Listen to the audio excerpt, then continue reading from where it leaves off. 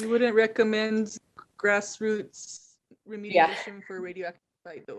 Definitely not. No. Yeah. Nick, that's a super good question. And this is one of the things that I think actually remains like a big critique and a big sort of hole in the process of bio and mycoremediation. The fungi, again, and it also depends on the contaminant here. So if you have a mycoremediation project that's doing something like digesting, let's just say oil, because oil it's again a polymer that can be broken down, like it can be digested essentially by the fungi and like all the other microorganisms. I mean, you don't ever want to eat or put anything into your body, and you want to protect it from animals as well. But those mushrooms and those things because it's so much smaller and broken down, they can remain on site basically. However, for something like heavy metal contamination,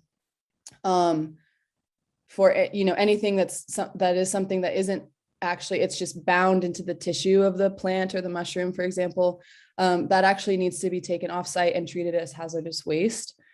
So it's necessary to have a proper facility to do that in.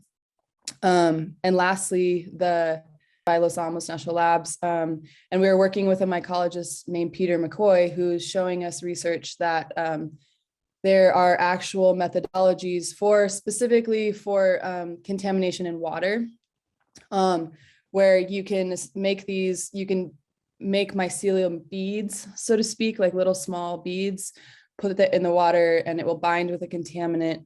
And then that, it's a whole bunch of hexavalent chromium in this mycelium, but you can take it and you can take it to a lab and wash that off actually.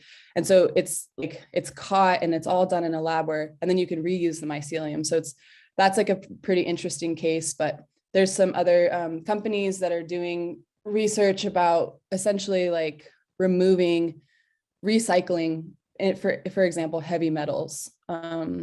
So that's one thing too. But again, you need labs and you need proper facilities. It's still easier to dispose of a barrel of fruiting bodies of mushrooms than it is to dispose of thousands of tons of soil. Mm-hmm. Exactly. So just being clear that like, oh, these are not for eating. Mm-hmm. If you find mushrooms at this site, don't eat them. Mm-hmm. And so it's like, if your intention is for the mycelium to do cleanup, then yeah, you wouldn't want to eat those, and you would, any fruiting bodies that popped out at those places, you'd want to have a plan for disposing of them. Mm-hmm. The stuff we buried is all meant to go underground, and in the desert they probably wouldn't fruit because it's too hot above ground, but hopefully they're spreading below ground. Mm-hmm. Yeah, and so Nick, for this question as well, it depends again it depends on everything on the site, the contaminant. But there are many studies that show, it's hard to just talk about this generally, but there are studies that show that myco and bioremediation are a lot more effective, like at an extreme amount. And especially when you're considering not only for environmentally effective, but also cost effective. And this is a huge component of, I don't know, of the gatekeeping of remediation. It's something that's so strange as to why it's not applied and done more, especially when large companies can fund infrastructure to do this. But it's always just, I don't know, cutting corners and everything. So again, depending on the situation, the environment, the contamination, et cetera, that's how you have to look at sort of, you can compare like what is and is not effective, or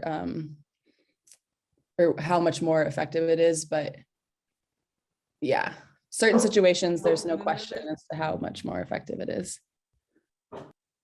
And like for an example, with the advocacy Kaitlin and I were doing a few years back with the hexavalent chromium plume, a lot of how of the effectiveness, it is driven by regulatory process.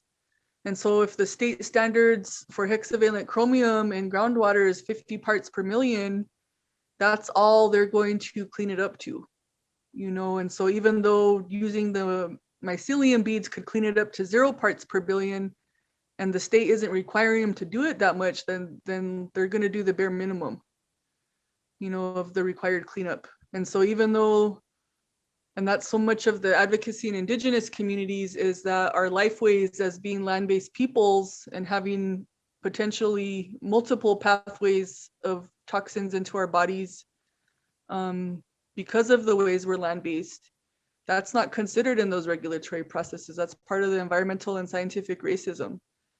And so I know that's been frustrating, that like, hey, here's this. So it's not like the health and wellness of the community that drives cleanup. It's usually what's allocated in budgets or what the bare minimum standards are on a federal and state level for cleanup, where indigenous lifeways are completely not even considered.